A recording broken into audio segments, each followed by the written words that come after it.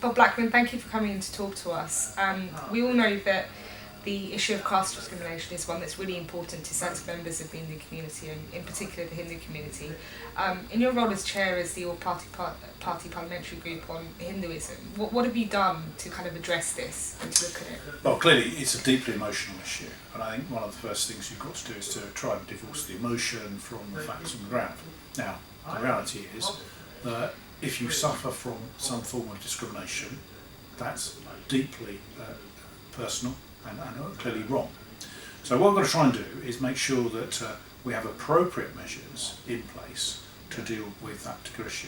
Now, alleged caste discrimination was rushed through in Parliament on an amendment in the House of Lords without notice, pushed through on a piece of legislation that actually had nothing to do with any form of employment discrimination at all, and then defeated in the House of Commons, pushed back to the House of Lords, pushed back again, and then the coalition government, through the Liberal Democrats, gave way and said, OK, we'll accept this piece of legislation.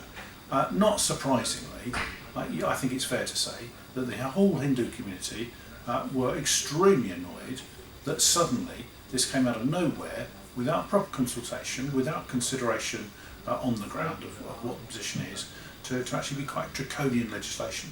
So I think the first thing we've been pressing for is for the repeal of that piece of legislation.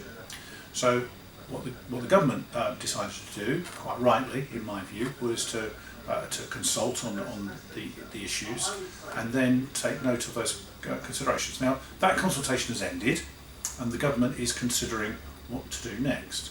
I am lobbying on behalf of the all-party parliamentary group for British Hindus and the wider Hindu community for the government to take strong action following the consultation to actually repeal that specific piece of legislation.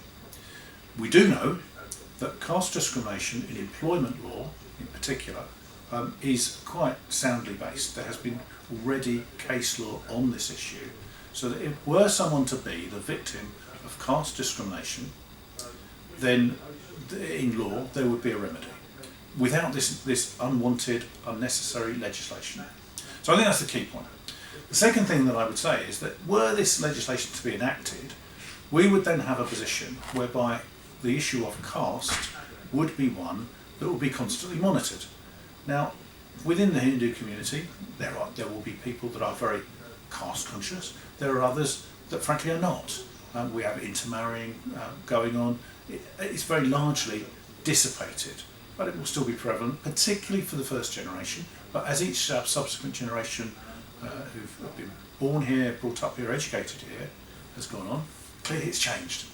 So one of the things I always use as an example is, were this legislation to be enacted, we'd have children coming home saying, "Mummy, Daddy, what caste are we?"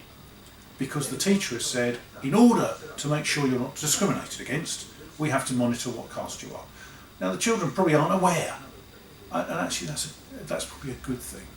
And so because they're not aware of this thing, why should we create a division that is artificial and has largely dissipated? And I think what it does is create divisions within the Hindu community, create deep emotions, interference in the community, totally unnecessarily. So, in short, what I'm lobbying for is for repeal of the unwanted, unnecessary legislation as fast as we can. And I shall be seeking the Equalities Minister to actually do that as quickly as we can.